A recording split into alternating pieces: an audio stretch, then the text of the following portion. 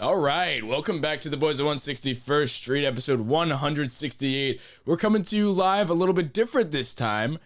I mean, I don't know who's watching it live in the chat. If you are in the chat on YouTube, subscribe to the Bronx Pinstripes YouTube ad.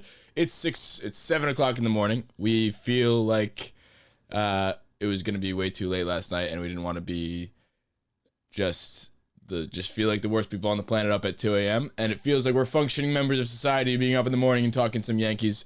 Feels like a little bit of a morning radio vibes going on here. With the coffee flowing, boys are buzzing right now, and the Yankees are buzzing too. And this is an absolutely loaded show. I am excited to start my day with you gentlemen talking about the team that won last night. Had they lost last night, different story. I don't know if we'd be doing this. So how are we doing?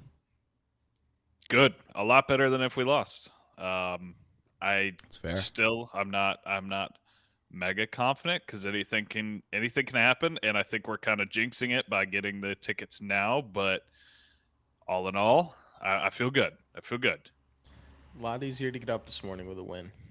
Dude, I sat yesterday and I didn't do a fucking thing. I sat there just like pacing around my house, just nervous for the game after losing the Garrett Cole start. Yeah, I was saying something too, because I think I said this to Damon. No, Damon's away. I said to somebody.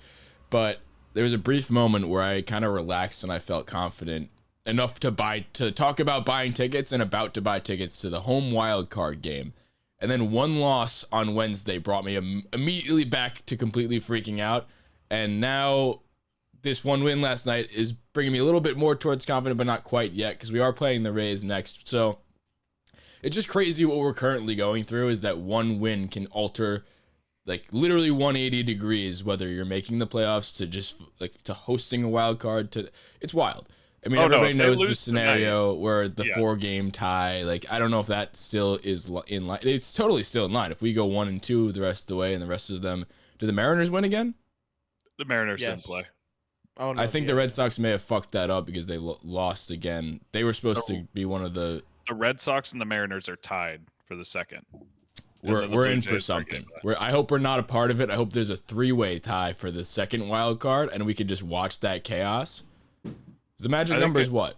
2. We need a combination of 2 wins and Red Sox Mariners losses. But I can tell you this, just like you said, everything flip-flopping. If the Yankees lose tonight again, I'm gonna immediately, the season's over, panicking again. That's how much, and that's not, I am also being dramatic, but that's also how much these fucking games mean for everything. Every single game matters, and it's the Rays, and I'm scared. Well, the Rays locked up at the best record in the AL, so I really don't. I know they would love to be spoiler, but I feel like, I mean, they're pitching. Who are they pitching? They're pitching McClanahan and Shane Baz tonight, McClanahan, and then Waka.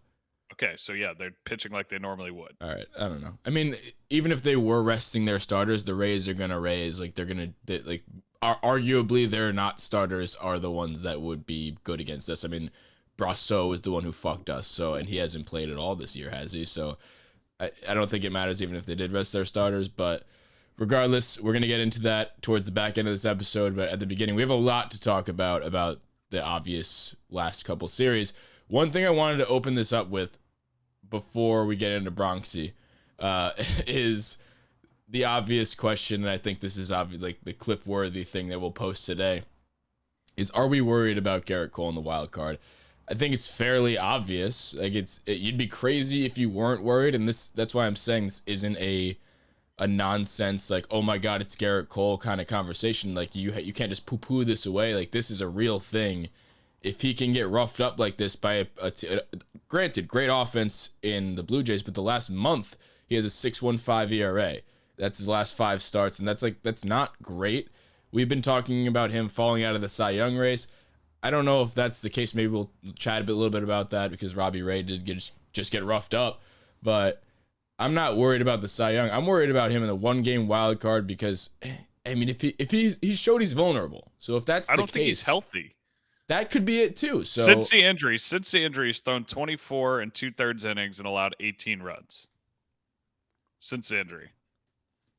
So I think, and the biggest thing is it's his like the fastball command. Whenever he's a fastball power pitcher, when you don't have your fastball, you don't have your bread and butter, and you can't locate it. Like I saw a perfect thing.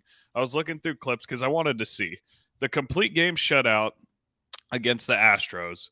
Strike or pitch 120, whatever, 127, whatever it was, to strike out Jordan Alvarez was 99, and it was dotted perfectly top of the zone letters. The home run he gave up to Simeon and a lot of these other ones, I mean, it's 98 down the middle. He hasn't lost velocity necessarily, but it's just like he can't locate it because there's something fucked up with that hamstring. I just there's no way it's not. You don't just forget how to pitch on start 30. Like, So not when you're Garrett Cole. if that's the case, I mean, it's entirely possible. The numbers are showing that he's not pitching well after Here, I got some fastball after numbers for coming you. by. Yeah. Here's back his fastball numbers real quick. From April to August, Cole's fastball had a 208 batting average, a 202 expected batting average, a 36% K percentage, a 45% hard hit percentage, and an average exit velocity of 90. And he also allowed 10 home runs total in those 5 months.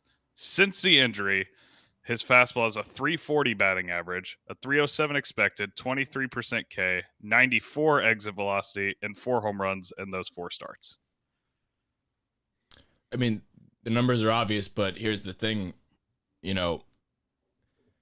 I don't know that we have another option. Like, yeah, we could go Nestor, but are you really going to do that?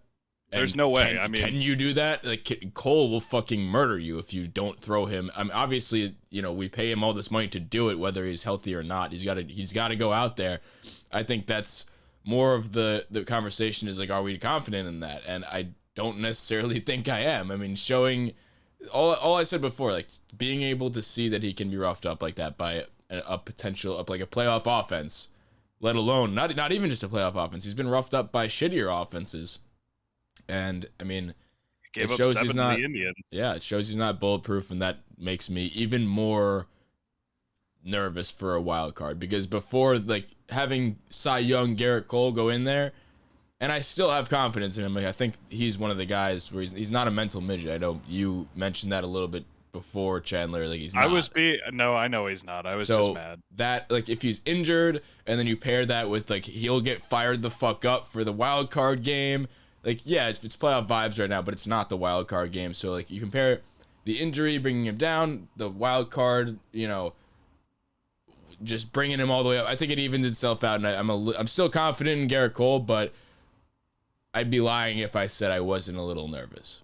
I think best case scenario is that his hamstring is back to normal for the most part. But while he was still trying to throw and rehab it while it was hurt, he was kind of nursing it and fucked up his mechanics. And we pay Matt Blake plenty of money to figure that out and fix it. I think that's best case scenario. And this is something that we said about every pitcher coming back. Obviously, it didn't really work as well for Tyone because Tyone got injured because he potentially was rushed back too early. But we were saying with all these injuries, the innings are better served to us in the majors. There's no need for rehab starts, which rehab start or major league start, the injury for Tyone I feel like would have been the same. It's not like you're still pitching.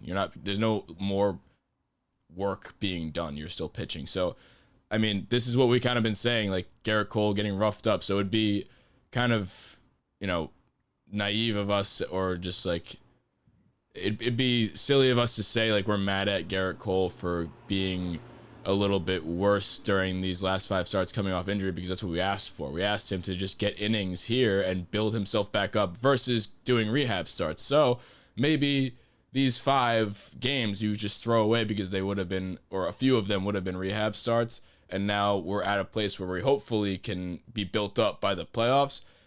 It's 1 game away, so I don't know if we are there. But actually I wanted to get in a little bit of conversation because I know Kay and Cohen and the broadcast crew were talking about this. What if it's win and get in on the last game of the series against the Rays on Sunday?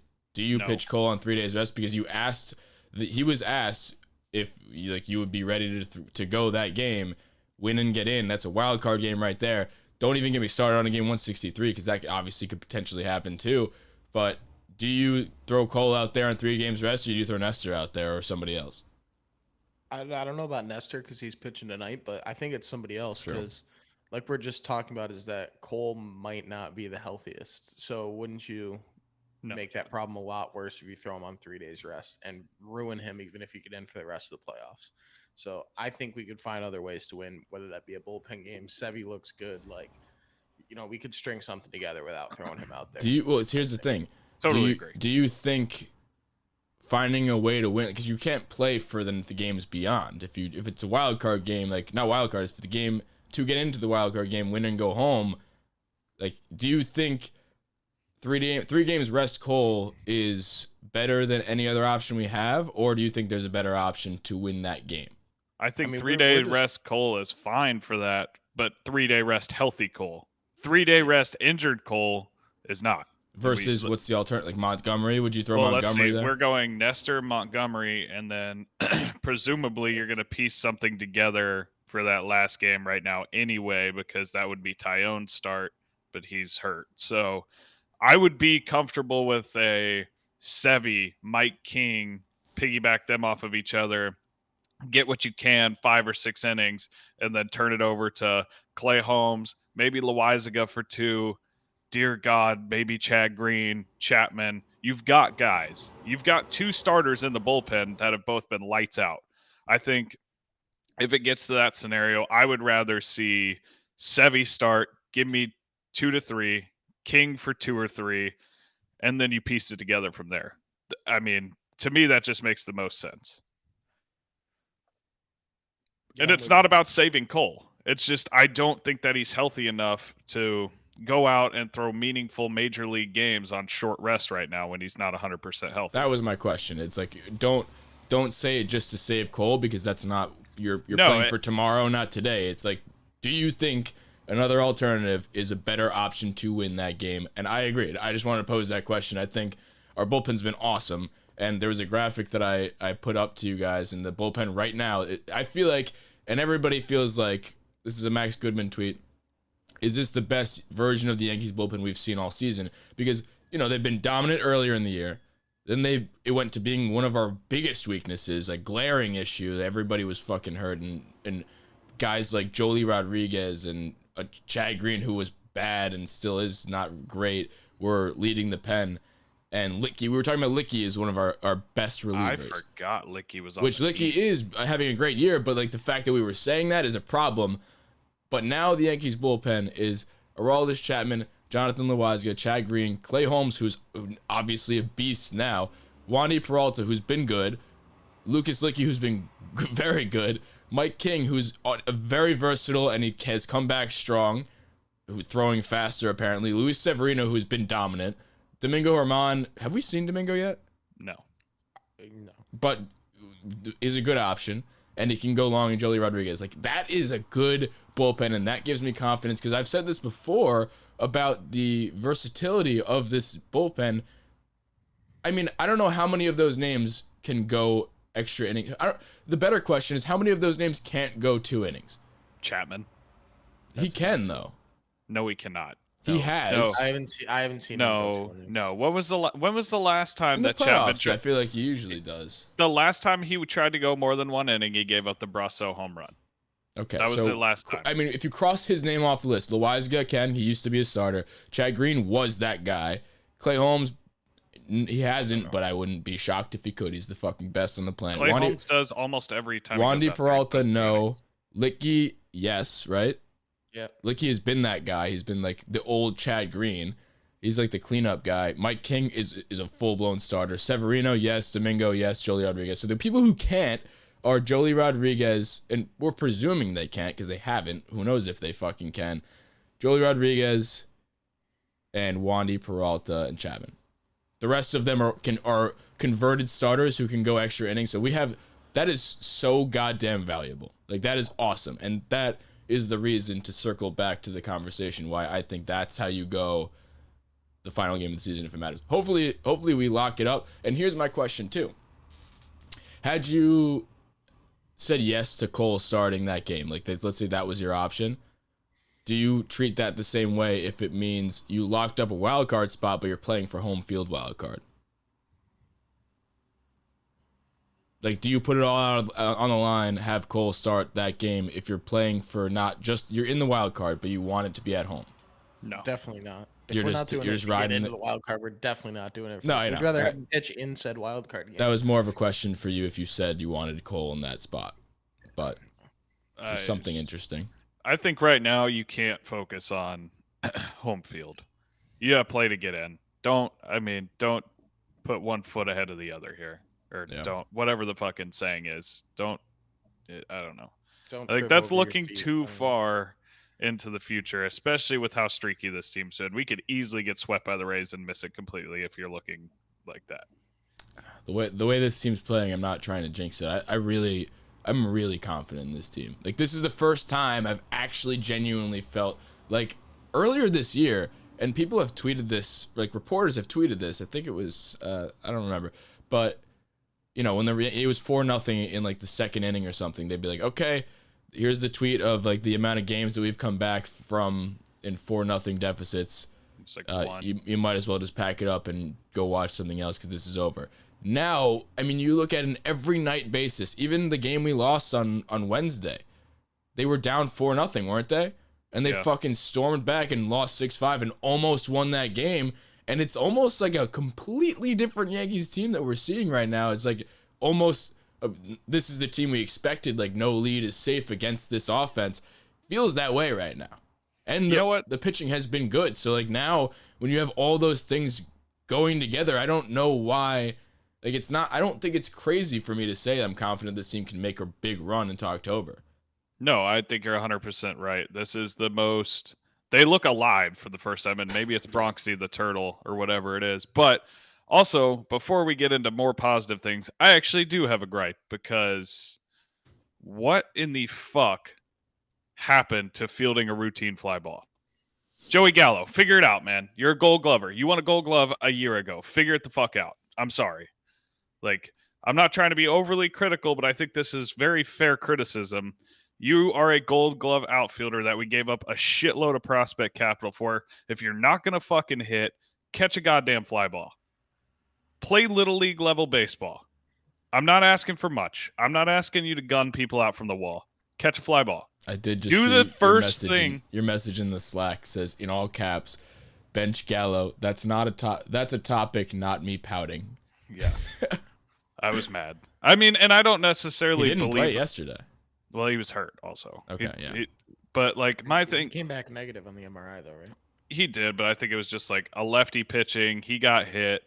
He was a defensive replacement though. Jesus Christ, I can't believe I said that. But like, I don't even necessarily believe the stuff I say, like bench Gallo. That was just like a heat of the moment thing. But for fuck's sake, man, figure it out between the ears. Like, that's a mental mistake. Like, grow the fuck up. You're in New York. This is what you wanted. This is where you wanted to be. Grow the fuck up and catch a fly ball. It is the very first thing you learn when you're 6 years old and you put on your fucking rubber cleats is to go stand under a fly ball and catch it. Sack up and catch a fucking fly ball. You're playing for the New York Yankees. Now, you're not lumping that Rizzo one with the fly ball conversation because that was Oh, ridiculous. I 100% am. He overran it, but like Exactly. that's an impossible play. He was It's not impossible. Turn the fuck around. You're a Gold Glover. You're a Gold Glover. Dude, he ran Turn into the fuck right around. field. He ran into the foul line by first base. Turn around and look I at the saw ball. people freaking out about that, and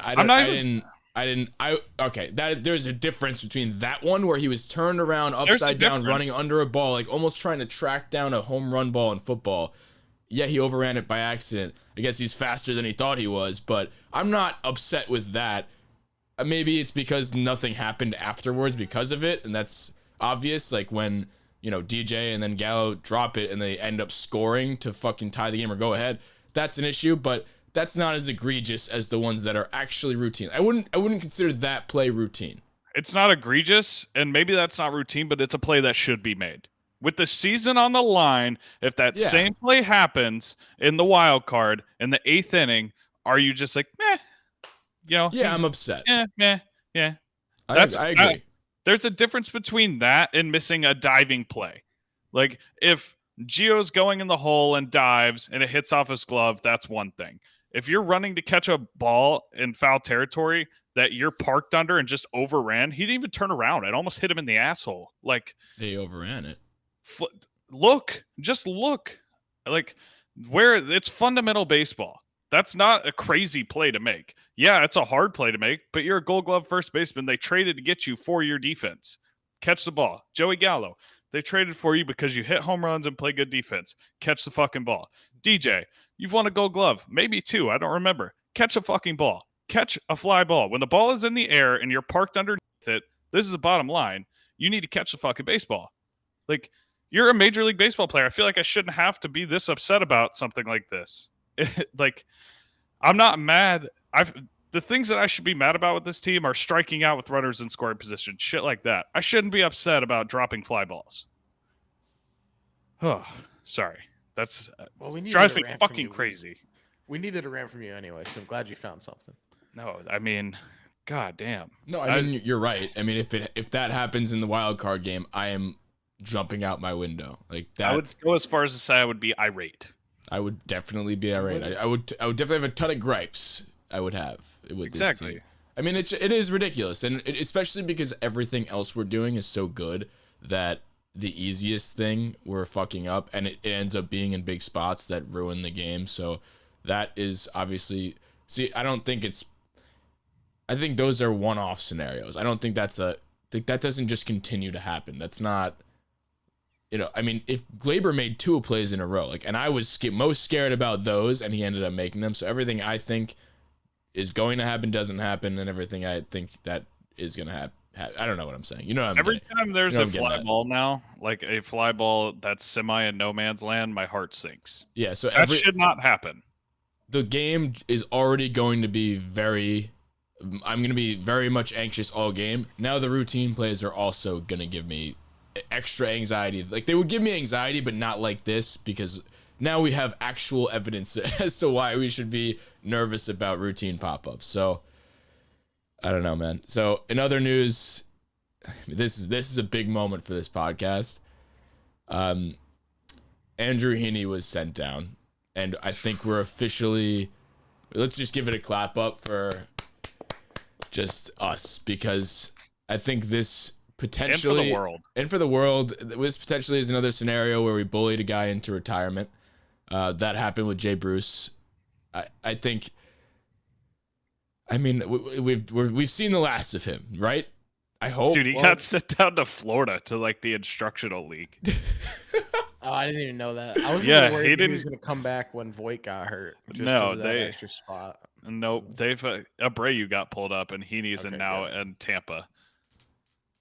Good. Good. He's with 16-year-old Jason Dominguez. Practice. Yeah, Dominguez, he's throwing Jason. Honestly, he's probably the perfect fucking batting practice pitcher for Dominguez. Exactly. I'm sure he is. 92 right down the dick, and let him hit some home runs and boost his stock. Look at Dominguez hitting home runs off of a major leaguer. Ooh. Major league's a strong word. Yeah, man, he got like 7 starts for the Yankees in a playoff hunt. So I don't really know why. Speaking of prospects, that's something that I thought was just really interesting, and then we'll get back to the wild card talk. Anthony Volpe was named the MLB Pipeline 2020 hitting prospect of the year. For the Yankees, I think. For the Yankees only? I don't know. Okay. Yankees.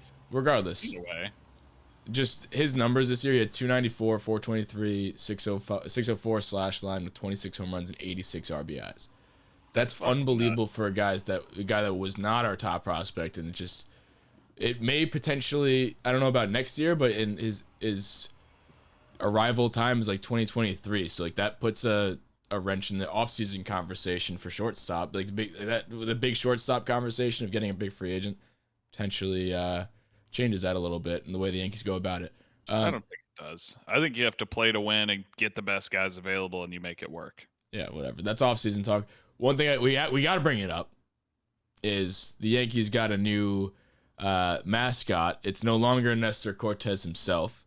I think that's probably why Nestor was the one who went after getting he was a big advocate for getting a team pet or team mascot, probably because he's been the team mascot. He's been nasty Nestor, and he's been printing on shirts. His cleats have been covered in it. So maybe he was a little tired of the spotlight and wanted to divert a little bit of the attention to a turtle. So the Yankees have a turtle. And now for the folks keeping score at home, the Yankees team MVPs this year have been a cat that ran on the field earlier in the season. Then we rattled off like a 10-game win streak after that. A turtle that now we had a 7-game plus win streak, and I don't know how many in the last 15 games we've won. And a passed ball. Like, those are our MVPs this year. Fair to say. Whatever I do works. have one question. Team of Calling Destiny.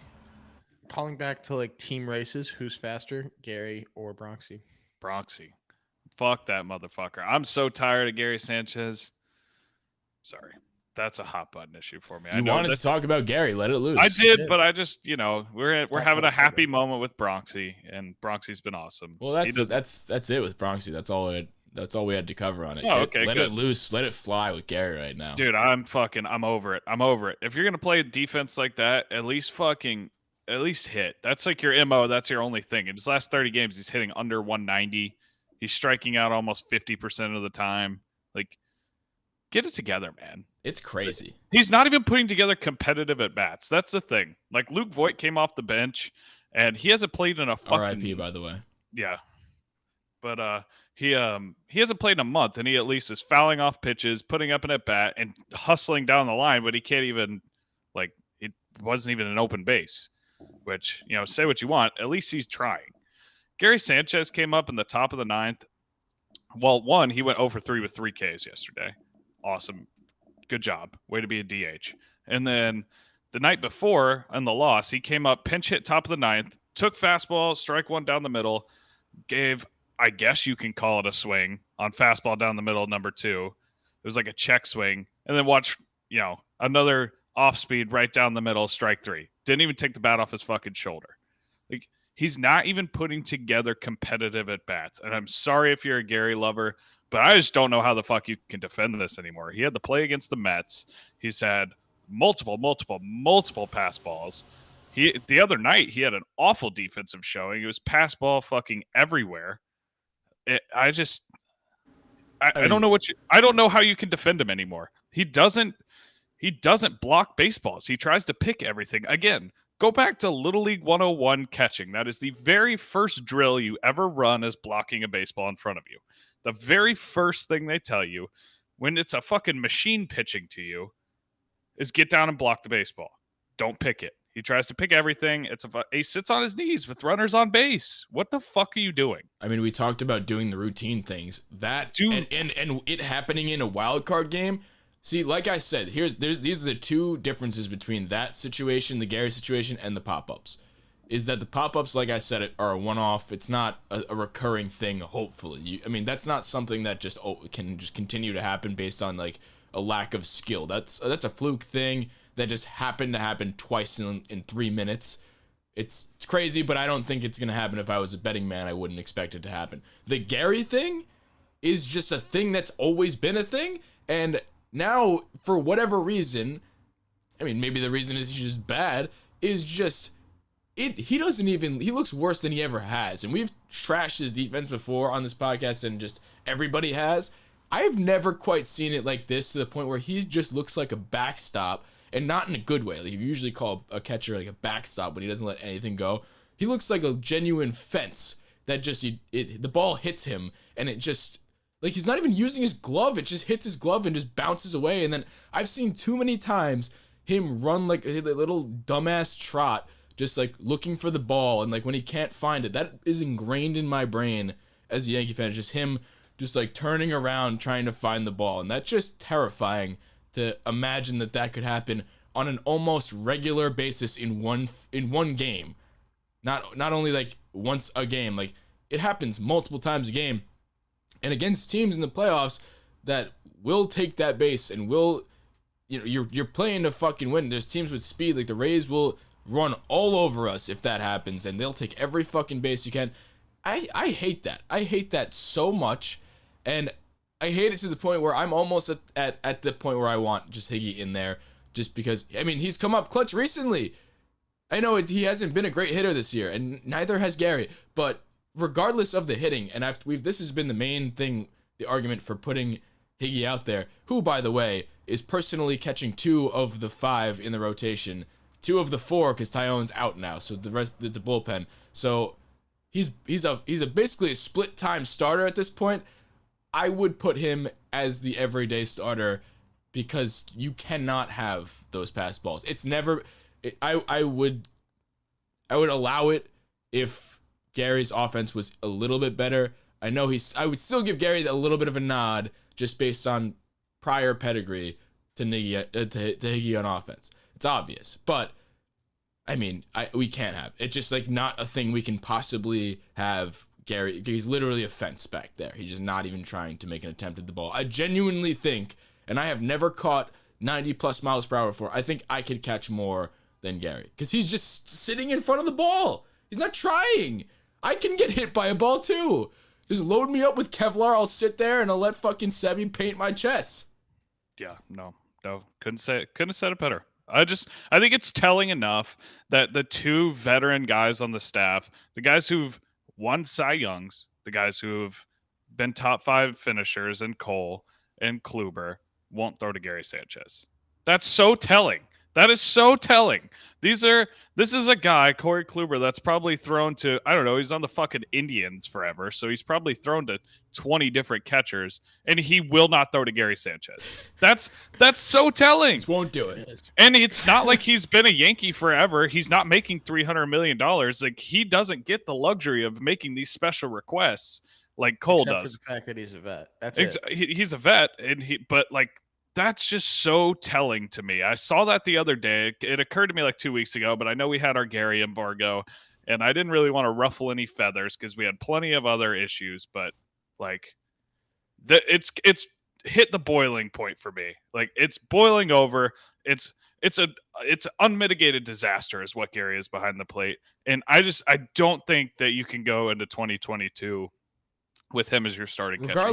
Regardless of 2022, like, and I think even the Gary supporters are on our team here. Like, you can't tell me that you're confident in him behind the plate in a wild card game and beyond. No, I'm not confident in him in doing anything. Since he was an all-star in 2019, he was an all-star because of that first half. He looked good again. Since then, he's been about a 170 hitter. He's not even hitting for crazy power. He's hitting like 20 home runs a year.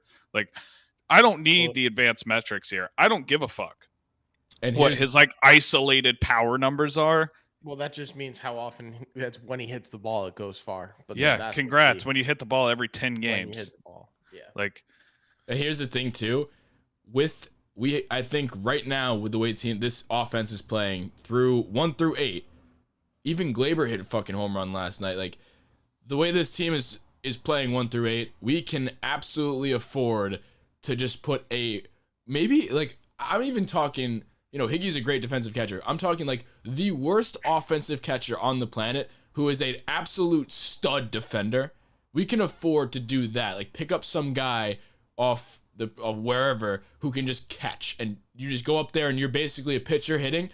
We can afford that right now because we have 1 through 8 banging. And I mean, that's just the benefit of that over, you know, you have the pro cons between the 2 options. I'd rather have an absolute guaranteed out in the 9 hole, but catch a damn good complete game and not cost you any runs on the other side versus costing however many runs throughout the entire game and having the slight benefit of Gary's bat over Higgy. It's so much like it's not even defense either. And this has been an issue for a while, and it's not really talked about as much, but it's just like even to the most bare bones, basic level of catching, calling a game. If a guy's late on a fastball, Gary Sanchez is calling a curveball, and he's catching up to it. Like, he has 0 baseball IQ. And you need a high baseball IQ if you want to catch a fucking staff for 162 games. He has no baseball intelligence whatsoever. 0. You know what's funny, too, about, just to wrap up this conversation about Gary, because I'm done talking about him. I just think it's funny with the personal catcher thing, like the fact that it's granted. Like, I feel like the Yankees are just like, Cole, all right, you've had a personal catcher before, but Kluber now, he asks for it. It's almost like Yankees talking to him. Like I picture Cashman and company having a sit-down conversation in an office with Kluber. Kluber comes just irate, like seeing the Gary situation. They're just sitting back. They're sitting back and like, listen, man, we get it. He sucks. like they completely get it, and they're granting this personal catcher to him, to almost anybody who asks, it seems. And like you said, not somebody with long-term Yankee pedigree, or, you know, he's not going to be here for a while, so you have to keep him happy like Cole. Like, they're just like, listen, man, we get it. It's obvious. So I feel like anybody, if Nestor asks tomorrow for a personal catcher, I don't think they say no. Yeah, so like that's the key, is just have every pitcher Everybody say ask. they're not going to pitch to Gary, and then all of a sudden, like, we don't have to pitch to him anymore. Could you imagine that? I said that like earlier this year as a joke. Like, the way we get Gary out is to have everybody just ask for a personal catcher, and now it's like we're one guy away from Higgy being the majority starter. They should just have that scene from Rudy where they all walk into the manager's office and lay their jersey down, unless Higgy's gonna start. Dude, I mean, Oh my god. Moving on. The next thing I want to talk about on a lighter note. We obviously talked about Stanton being an absolute beast, but he continued to be a fucking beast in this last series. I mean, that ball that he hit, an absolute country mile that was at his front toe. That the stat came out that was the lowest ball that he's ever hit in his career. He literally golfed that out. Not only was it low, but it was low and inside. It borderline, if that was Rizzo, like, if he was up on the plate like Rizzo is, that hits him. So the fact that he could golf that out is just absolutely unbelievable. It's just like, this man actually is unconscious. What I thought of when I saw that was just like that scene from Benchwarmers where they bounce it to him and he just fucking takes it deep. Like it's almost like you're trying to not, it's almost like, also other movies, I'm not thinking of particular ones at this point, but like you try to intentionally walk him and you step across the plate and he hits a fucking home run. Like you do that in Little League or whatever. Like, he's not letting you pitch around him. He's just gonna swing and he's hitting them now. It's not like he's just a free swinger who's missing. Like, if you're trying to pitch around him, he's going to swing out of the zone and take it a country mile. Like, he's that hot right now that not only is he hitting just everything in the zone, he's just swinging at everything, and it's fucking working. And I hope this, I mean, Stanton's one of the most streaky hitters on the planet. I just hope he rides this into the playoffs, and I'm confident that he will, because, you know, with the adrenaline from the playoffs starting plus finishing out this season, like, if he does finish out these next 3 games remotely still hot, I think we're good. If he goes into a slump for these 3 games, I'm scared, because that rides with him. He's a guy. Did you see what he said? What? They asked him, like, when was the time in your career you've been locked in like this? And he said 2017, when he hit 59 home runs. That just gave me chills. That just gave me such chills, dude. That's crazy. Yeah, they literally asked him, like, hey, when was the last time you felt this comfortable at the plate? He's like, he said, I can't tell you specific dates, but somewhere in 2017. I genuinely have chills. It's so crazy what just those 3 I don't words think it's like now.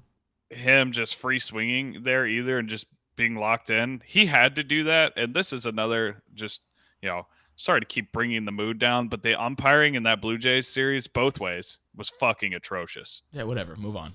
No, I'm just telling you, that's why he's swinging it back, because they called strike 2 on him that literally, like, clipped his kneecaps. So, you know what? Fuck you, umpire. You want to call strike 2 that hits him in the kneecaps? He'll just hit it 600 feet instead. He's gonna swing at it.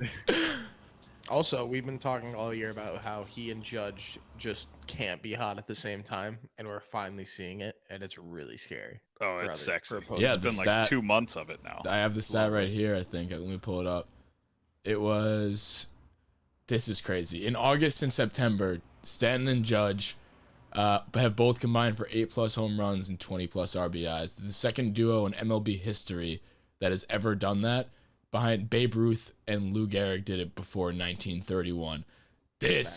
We talked about it last time. First of all, those names just gave me chills too. Like, this is the 2 that we were promised. I don't know that there's a better duo in baseball right now, and I don't even think I have to try and. I don't think we need to dive into it to like talk about the other potential duos. I don't care.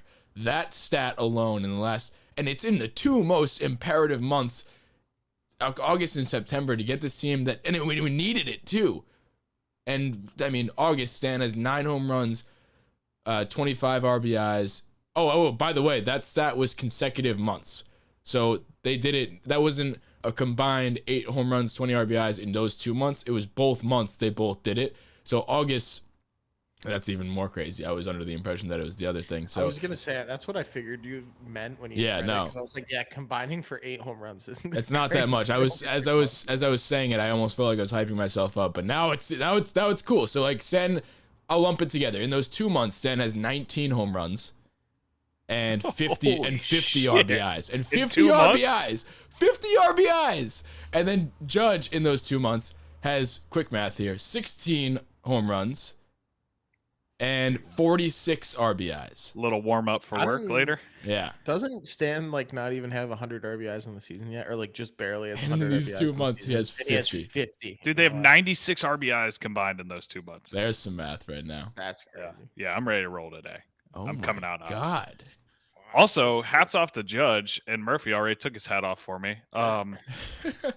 He single-handedly won that game yesterday, right? dive? 2 home runs, diving play that shifted the momentum. It's crazy. It's It's actually crazy the insane. impact that these guys have. You say like a guy wins a game for you, and people say it pretty routinely, but these 2 gentlemen, Judge and Stanton, over the last 2 months are literally single-handedly winning baseball games. Like Aaron Judge yesterday won that baseball game. Giancarlo Stanton won the Red Sox series. He literally won the Red Sox series. He won a scored more 3-game runs series. than they did. Yeah. He had more RBIs than an entire team He had over 10, a He weekend. had 10. They had 9. Exactly. That's what I'm saying. This is something that's said exaggeratingly a lot, but it's fucking like this is real. We have 2 guys on our team that, at least 2 guys on our team, that can single-handedly win you a game, offensively and defensively, and that's just, it's beautiful. And It's that's not beautiful. even including guys who can get hot. Like, I mean, Gallo, Rizzo, like this team's good. This team's good. I'll say it. I'll be the first to say it. I'm very confident in this team. The one thing, and we brought it up a little bit before, and I hate to bring the mood down again, but the Voit thing, I think we just need to address it a little more than we did. It's like the Voit injury. I mean, you just feel bad for sad, him. man. It's just so sad. I mean, he was His probably last at not. bat as a Yankee is a strikeout. You really think that's the case? That's the end, man. There's no way. There's no way. That relationship's tarnished. It's ruined. It's gone forever. Bye. Kind I of hope agree. you're wrong. I hope. you're wrong, I too. hope to God I'm kind of wrong. agree. Well, I Murph, hope. I hope so bad that I'm wrong. What'd you say, Murph? No, that I just was agreeing. Like, I hope you're wrong, but I agree. How do you bring him back next year? You basically just spit on him. You get, and then Well, he's you under basically- contract. He'd have to be traded. Exactly. But what would you want to play for the Yankees if they did that to you? No, I wouldn't. They basically just That's kicked why- him in the nuts and spit on him while he was on the ground. I almost thought that was a fake injury. That's why I put when you guys said it in the chat. Dude, he couldn't walk. I don't. All think right, it's a I fake- know, but like I thought without knowing that, I forgot about that. It was like I felt like it was a phantom injury just to save him face and just be like he's not getting benched, he's hurt. And then we could deal with it in the offseason with what we're going to do at first base. So I thought that's what they were doing. Still could be the case. Maybe they were putting on a little bit of a play. Like, hey, Voit, limp for us so we could save you a little bit because you got benched, but for no fault of your own, you got benched. But we're gonna go with Rizzo, so fake an injury. That's what I thought. It's still kind of a little bit me thinks that. So I don't think so. It's sad. yeah. I'm sad. He doesn't deserve that. Some people still defend like benching him, which is fine. If you want to be that guy, be that guy. But nobody dislikes Luke Voit. No. It's not like even in I think it was like 2 years ago we were playing in Anaheim, and you could hear the fucking Luke chants like coming down from the crowd. We're on the complete opposite coast. Everybody loves Luke Voit. He doesn't deserve that. It's sad. R.I.P. I hope it's not the end. I hope it's not It is the end. the end. It's- One thing I wanted to bring up that I thought was like, credit to Boone here. I'll give him score 1 for Boone. I really like this. I don't know if you guys noticed this in the game. I think it was yesterday or the day before. But did you guys see when Boone held up the one like take a pitch sign. It was 3-0 to Rizzo, and Boone from the dugout like did little league thing where he was like he held up the one, obvious, like it was obvious to everybody. He held up the one, and it was like take a pitch. It was 3-0, and then Rizzo proceeded to take an absolute daddy hack at it. I thought this in the moment too, so credit to me as well as Boone. I was like, that could be a decoy, like that could be a green light sign, and it's so reverse psychology that the pitcher saw it. Like the pitch, I don't think it was yesterday, I think it was the day before, but the pitcher was like, oh, okay, like it's a green light, let me get, I think it was yesterday, I think it was against Robbie Ray. Regardless of what so when he hit the home run, no, he flew out, but I credit to Boone there. That's a very, a lot of people, you know, I think you're giving him too much credit. Regardless, I just the idea of it. I don't know if it was his idea. I really liked that. I think that I don't think that's a thing. I think you're just making this up.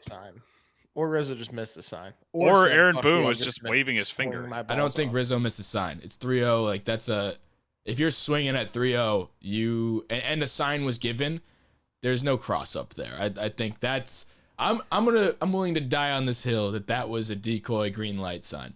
And if it is, I absolutely love it. Do it again. So.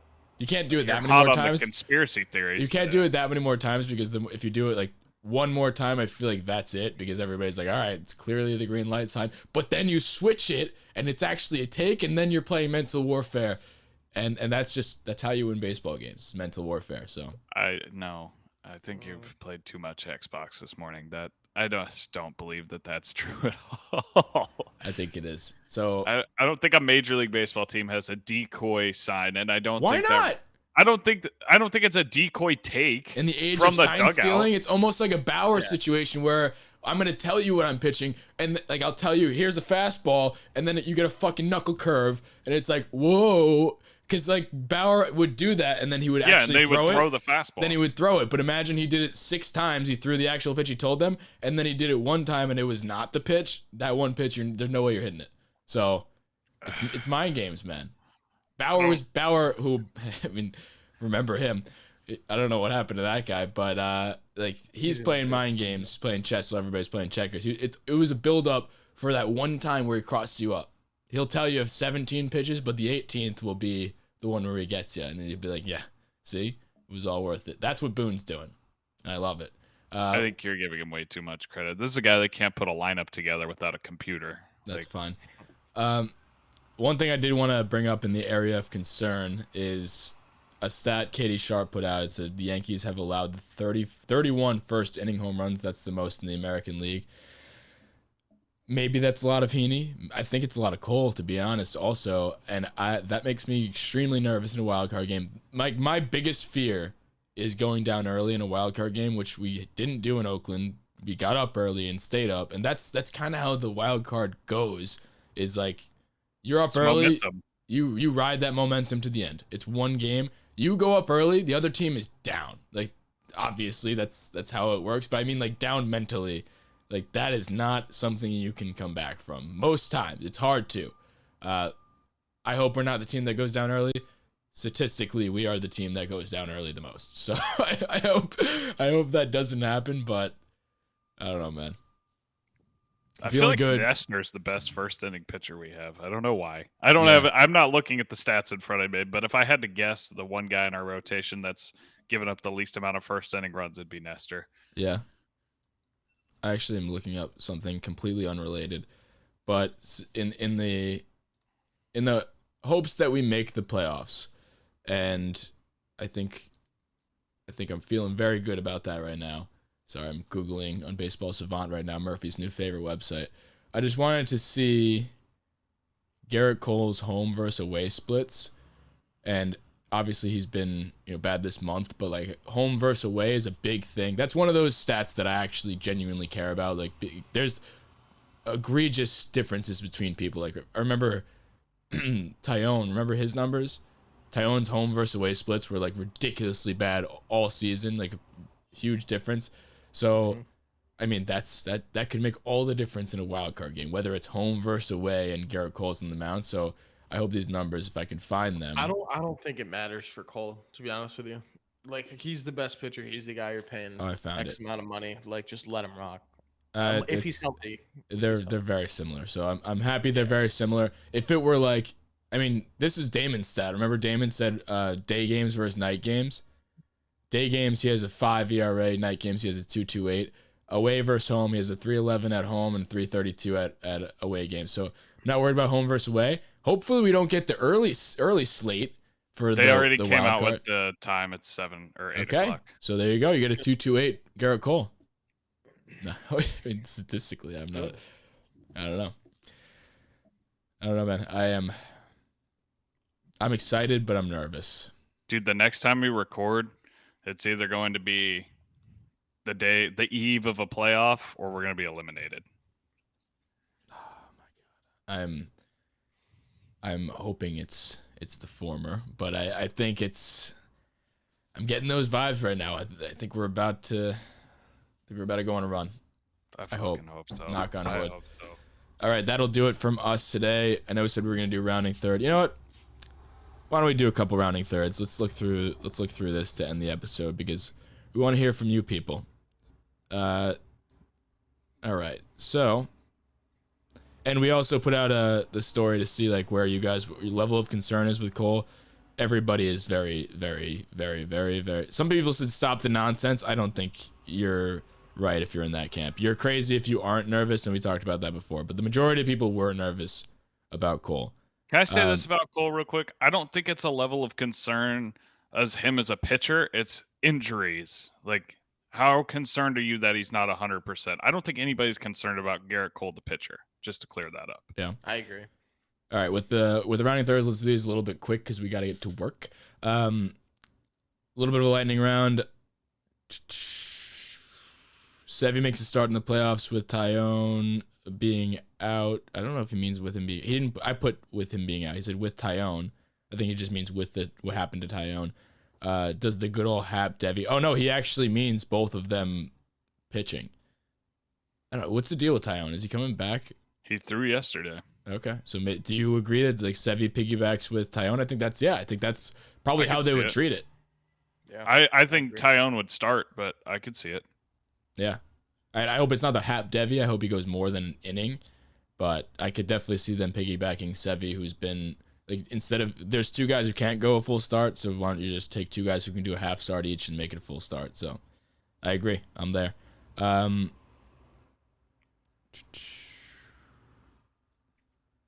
Sorry.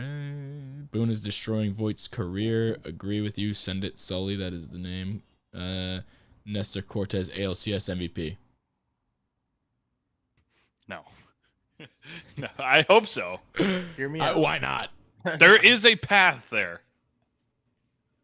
It can There, happen. it, I mean, I think, well, if you go Cole, Kluber, Montgomery, and Nestor out of the pen, there's a way. Yeah, I feel like he would have to come out of the pen or just do some jackknife things for him to Jackknife. I think he would have to start it like a swing game and then come out of the pen a couple times. Yeah. Here's a little bit of a prediction, but I want to pose this question. We haven't talked about it yet. Assuming we make the playoffs, and there's obviously a clusterfuck going on down below us. Danny Massaroni said Yankees versus Mariners in the wild card. So what the Mariners have been doing is unbelievable. That could be best record in baseball since actually happen. Who would you guys want to face in the wild card? For excitement reasons, the Red Sox. For matchup reasons, the matchup Mariners. reasons. I also kind of love the Mariners. Right. I love them too. They're just they shouldn't be good and they are, and I hope they just make it and then we win. But I hope they. I wish they were in the NL and could make it to the World Series as this last minute Cinderella wild card team. Obviously, there's still a huge Cinderella story there, but we're in the path of it, which isn't cool. Yeah, it's almost like I want them to be on the other side. It's like you want to root for them, but they're literally playing us in the first game if they make it. Yeah. They're mutually exclusive. Either they do if they do something cool, we're really upset about it. Yeah. I think making the playoffs alone. I mean, they have the longest drought in the history of any sport team. They haven't made the playoffs since 2001. So I think honestly, I'm fully rooting for them, and I think it's okay. If you get bounced in the 1 game wild card, if you make it, you weren't supposed to make it. This is like, this is wild. They weren't Like, supposed next to be good at year, all. yeah, next year they're a good team, young, like they're gonna be good.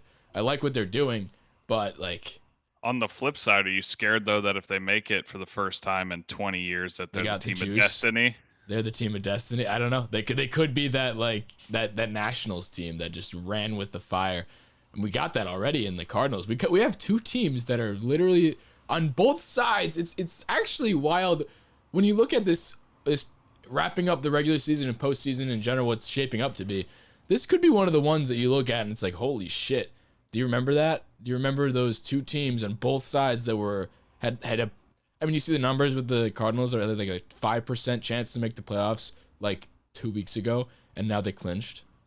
Dude, they won 17 games in a row. Yeah, that'll do it. That'll do it. 17 in a row. We won 13 and gained one game. Yeah, but then we proceeded to lose like 11. No, I'm not comparing it whatsoever. I'm just putting it in perspective.